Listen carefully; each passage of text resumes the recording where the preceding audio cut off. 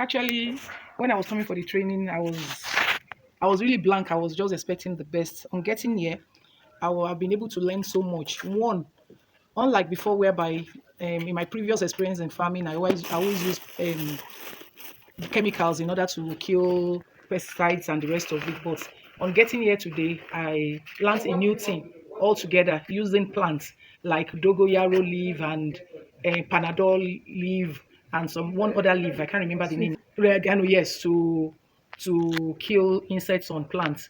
Then we're taught the importance of using manure rather than using chemicals to fertilize our plants and the rest of it. Then planting in containers like the ones I'm holding has really added using pipe to plant and so many little things. It's not by having maybe an one plot or have a plot with a little space in your rented apartment. You can as well do feed your family, your little family. And even if you want to even go commercial with little space, you can do it with what I've learned here so far. Thank you. Thank you so much, ma.